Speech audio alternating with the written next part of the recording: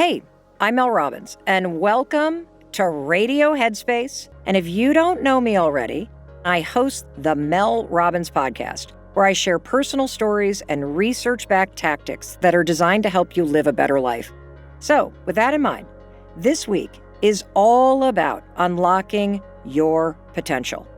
You and I are going to explore topics like why loving yourself can help you achieve your goals. We're going to talk about the key to recognizing your passion and how to let go of what doesn't serve you. And today, you and I are going to dig into your dreams.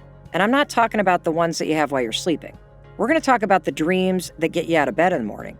And maybe, unfortunately, these are the same dreams that have been put on the back burner for more practical things that are getting your attention.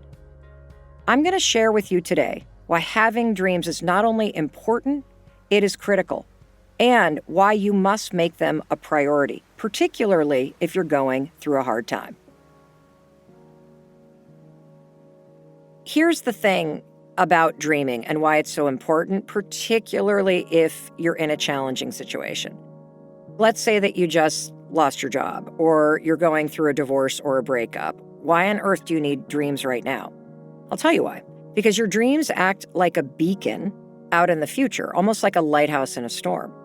And those dreams call you through the challenging thing that you're dealing with right now. Your dreams remind you that this moment is temporary. They give you something bigger to work towards. Based on all the research, people that have goals and dreams have a greater sense of meaning and purpose in their life. Why? Because it gets you out of the day-to-day autopilot that you're currently in. One of the reasons why it's so scary to admit what you want is because the second that you admit to yourself that there is something more, there is this big thing that you feel called to pursue, you get so present to how much you truly desire it. I'll give you an example. So we have a 23-year-old daughter who is a senior in college. She is studying at the Thornton School of Music, and she dreams of being a singer-songwriter. She is getting so close to graduating. And we were sitting there having lunch yesterday, and we were talking all about kind of the next steps, and she burst into tears. And I said, "What is coming up for you right now?" And she said, "I'm just so scared. I want it so bad, and I am so afraid that it's not going to happen." And so whether your dream is to launch a business or heal your trauma or to reinvent your life or finally finish that manuscript, ignoring it is what feels safe, because you think that when you ignore this thing that you want to do and you tell yourself all the reasons why it's not going to work out, you think you're protecting yourself. But the truth about dreams is, and this is really interesting, no matter how much you ignore them or you try to push them down, they never leave you. They just sit there and haunt you. And so I think the reason why we push them away is because the moment that you admit what your dream is out loud, you immediately feel present to this greatness inside you. And then what rushes in immediately behind it is this fear. What if it never turns out? One thing that I want to leave you with today is this simple mindset flip that I use all the time. The next time you find yourself getting present to that thing that you want, allow yourself to feel what it would feel like to have it. Notice when the fear kicks in and you start going, well, what if this and what if that? And then you're just going to say to yourself, well, what if it all works out? What if I try and it's the best decision I ever make? What if I pursue this thing and it actually happens? What if I go for it and I don't even make it a reality? But along the way, I actually find something even better. I find a part of myself. Because I think part of the thing that we do to ourselves in life is that we even push down our desires. We tell ourselves we're not allowed to have those things. And so in order to bring dreams and goals back into your life, I got to give you permission to just frickin' dream. If you're somebody who's just staying afloat, or you're surrounded by family members or significant others or friends who aren't cheering for your dreams, you need to dream louder than ever. And here's why. You were not born to just survive. you are here for a reason, and you know it. And so if you don't believe it and the people around you don't believe it, your friend Mel Robbins is here to tell you that I love you and I believe in you and I believe in your ability to create a better life. That's what you deserve. Now, this week is all about unlocking your potential. And I'm sure you've heard the phrase, find your passion. But what if your passion is already inside of you and you need to just dust it off like an archaeologist? Well, that's what we're going to do. Today, I'm going to teach you how to recognize and feel what your passion is and some simple ways to tap into that passion inside of you. Let's start with the very beginning and define passion, because I think this is where it goes off the rails for most people. Passion is just another word for energy. That's it. Out in the world, you hear people talk about the fact that you got to find your passion, you got to pursue your passion. Well, the truth is, passion's not outside of you. Passion is something that you feel as you're doing something that brings energy into your life. So whether it's a friendship, whether it is a hobby that you have, your passion is anything in your life that makes you come alive and feel more energized. You can tap into more passion today.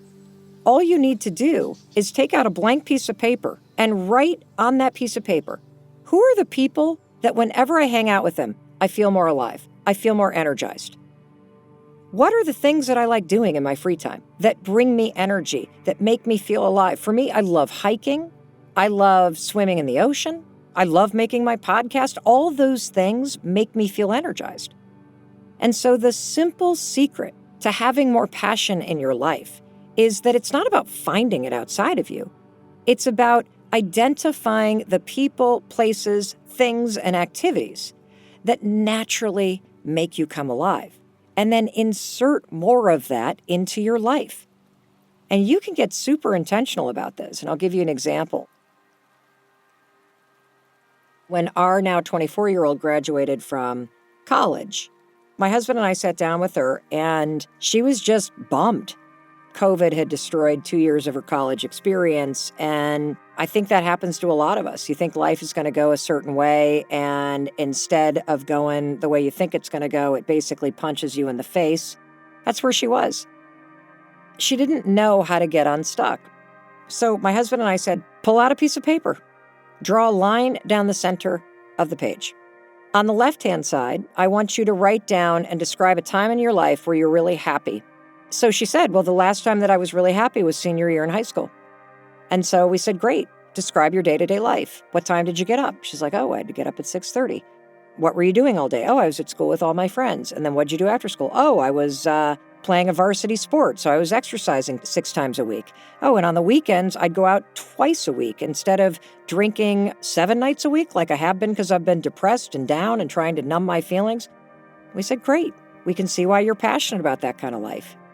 Now describe what your life looks like today. Oh, I sleep till noon. I don't see my friends. I'm not excited about the job that I'm going to.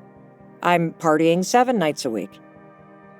If you're unhappy or stuck, simply do this exercise. Draw a line down a piece of paper, go back in time, and figure out when were you more energized? When were you happier? Write down what your day-to-day life looked like. What were your habits like? What were your friendships like? And now write down what your life looks like today and compare. Your own life can give you a map back to the things that work for you. One final thing about passion. This is not a one and done activity.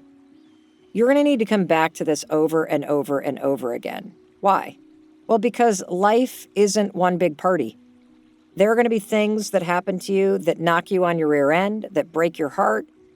You can come back to these simple tools and tap back into that passion that's inside of you, because it's a life force. It's an energy and a fuel inside of you that you need to tap into in order to push yourself through those challenges and to make the changes that make your life better, that help you learn the lessons, and that's what passion is there to help you do. Self-love is not a feeling. It is an action. Self-love is something that you demonstrate. So let me give you an example. I want you to stop and think about someone that you know loves you, whether that's your parent or your kids or your partner or maybe a pet. How do you know that this person loves you? The way that you know is because they demonstrate it. It's in their actions. When my husband makes me a cup of coffee in the morning, that's an act of love. When he plans a night out, when he sits with me and holds my hand, when he tells me good job, those are all actions that demonstrate love. And where I think we get self-love wrong is that so many of us struggle with issues of self-worth and self-doubt, and we're busy in our heads criticizing ourselves, and we don't realize that self-love isn't just positive and kind self-talk, but that the fastest way to build self-love as a muscle and as your default way of moving through the world is to demonstrate it to yourself. Based on the research, self-love is the single most important habit that you can create. Why? Well, because you're never going to be happy if you're constantly beating yourself up. When you can start demonstrating that to yourself, not only through how you talk to yourself, but what you're actually physically doing to take care of yourself, it amplifies your confidence, it creates more energy and excitement in your life, and it builds resilience. I bet right now you're making the single biggest mistake that everybody makes when it comes to self-love. You're saying to yourself, well, when I lose the weight, I'm going to be happier and I'm going to like myself more. When I meet the love of my life, I'm going to be happier and love myself more. When I'm making more money, I'm going to be happier and I'm going to love myself more. There's two problems with that. Number one, you are attaching your self-worth and being kind to self and loving yourself to some accomplishment outside of you. And so the problem with that is you're never going to be in control of love or kindness or your potential if you put it outside of you. The second problem with that is that if you're waiting to love yourself for that moment that the scale is on the number or your bank account has the amount of money in it, it just reinforces that you're not enough right now. If you can learn how to look in the mirror and see a person that's worthy of cheering for right now, that you're doing your best, that every single day you're getting a little bit better, that right there is evidence that you deserve love. If you want to have a breakthrough in self-love, I'm going to give you one thing to practice. And I will warn you, it's going to sound like the dumbest thing you've ever heard in the entire world. I don't care. I want you to do it anyway. What is it? Starting today, after you brush your teeth, I want you to put your toothbrush down. I want you to look at yourself in the mirror. And I want you to realize that there's another person in the bathroom with you. That's not just your reflection, that's a human being right there. And I want you to look in your own eyes. Step number 2, when you feel ready, you're going to raise your hand and you're going to high five the person in the mirror. And there's a lot of science that explains why this works. Your brain already knows what a high five is. A high five is an action that says, I love you, I believe in you. It's an act of support. You are programming your mind to default to a positive, loving, kind state when you think about yourself. What I love about this, and I call it the high five habit, you practice this every morning, and what our research shows is that in less than 5 days, the high five habit profoundly changes your relationship to yourself because it makes it a new habit to love and be kind to yourself.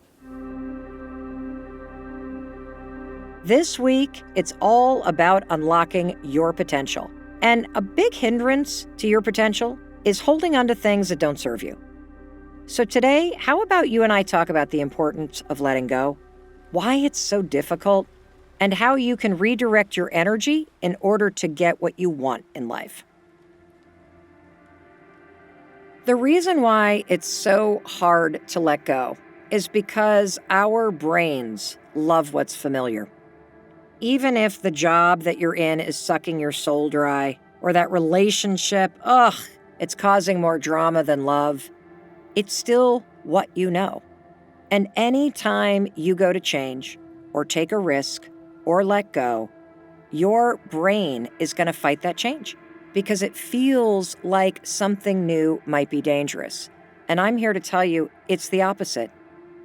When you start to feel that relationship or job or habits in your day-to-day life is slowly draining your energy, if it's not leading you toward the life or the version of yourself that you know you want to be, it is time to let go of what's not serving you so you can reach for what's going to come next. When I think about letting go, I like to use a metaphor. I live in southern Vermont, and one of the things that I love about southern Vermont is in the summertime, it is so lush and so green. But when fall comes and the seasons change, it's really interesting because that beautiful green view turns to the most gorgeous patchwork of oranges and yellows and reds. And what's actually going on is quite violent. When winter hits, if that tree were to hold on to those leaves, it would die because those green leaves would suck the tree dry of the very little water that is in the frozen ground. Those leaves don't wither and drop in a moment of beauty. The tree is literally letting them go, cutting them off, and pushing them off its branches in order to survive. There are areas of your life right now that are sucking you dry. And I want you to stop and think about the act of letting go as a life-saving act for you. You are not put on this planet to pour your energy into everybody else. You are not supposed to be walking into a job every single day that makes you feel lost and stuck. You are absolutely meant for more. If there's one thing that I want to make sure you're taking away from our conversation today is that this is not something casual. You have to be intentional about this stuff. And so I think the singular step is stop thinking about what you need to let go, and I want you to write it down on a piece of paper. The next thing that you're going to do is you're going to identify what is it that you're going to direct that energy toward. It's one thing to identify a relationship that is draining your energy. But unless you replace it with something positive, this new thing that you're going to direct the old energy toward, I promise you, because it's familiar, you'll just get sucked right back in. Now, I know what you're thinking, but Mel, I feel really guilty about leaving that friend high and dry. I feel really guilty about leaving this job because we're understaffed. Why don't you start feeling guilty about not prioritizing your own happiness and your own energy and your own hopes and dreams? Because the second you start feeling guilty for letting yourself down, that is a game changer.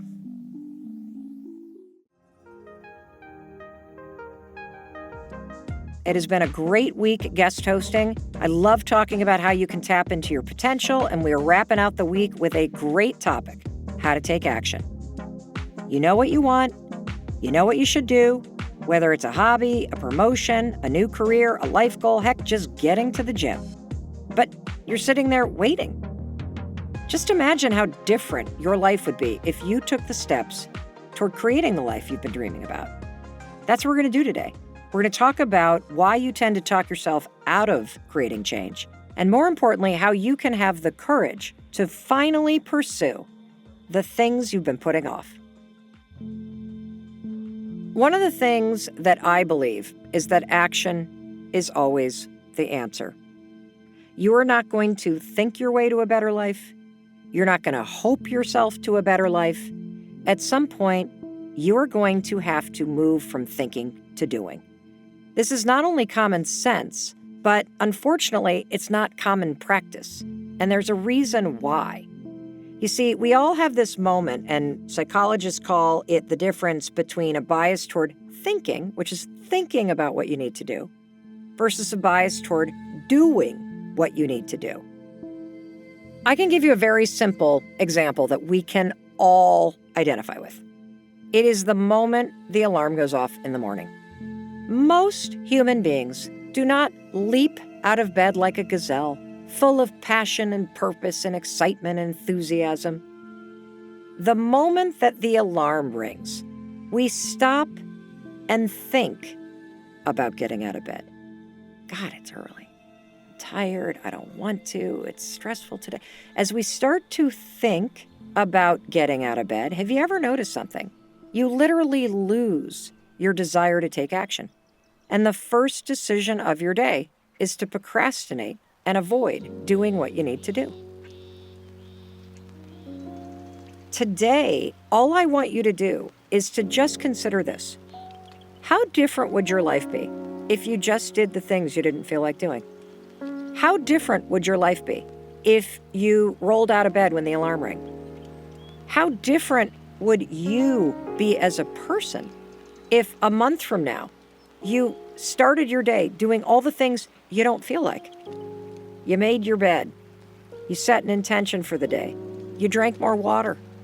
You moved your body every day. You reached out to a friend every day. All the things that you know make a huge difference. Imagine if you just pushed yourself to do the things you didn't feel like doing. Your life would change. In a month, you would be a different person because you would no longer be allowing your feelings and your resistance to determine what you do. Let's talk about why you are talking yourself out of creating change in your life. Fear is really loud. Something that helps me is acknowledging that I feel nervous or afraid or whatever, and then I'm just like, I'm doing it anyway. It's really that simple.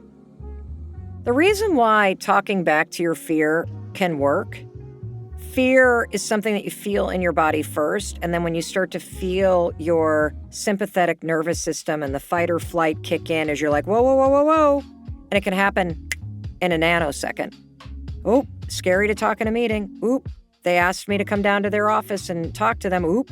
All that fear is going to flood your body first, and then your mind starts to race. So you got to fight back. So as your mind starts to go, whoa, whoa, whoa, whoa, whoa, don't do it, don't do it, this is dangerous, you just got to go, I'm doing it anyway. Thank you for telling me that, I'm doing it anyway.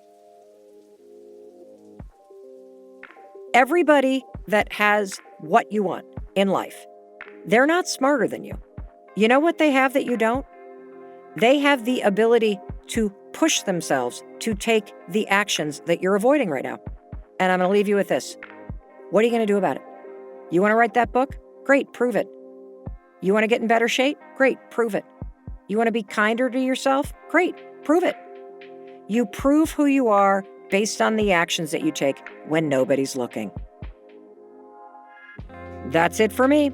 Thank you so much for joining me this week, and stay tuned for next week when I'll talk about some easy ways to tap into motivation, especially when you don't feel like doing anything. And in the meantime, you can find the Mel Robbins podcast anywhere that you listen to podcasts. And for more on my New York Times bestsellers, The High Five Habit and The 5-Second Rule, just go to melrobbins.com.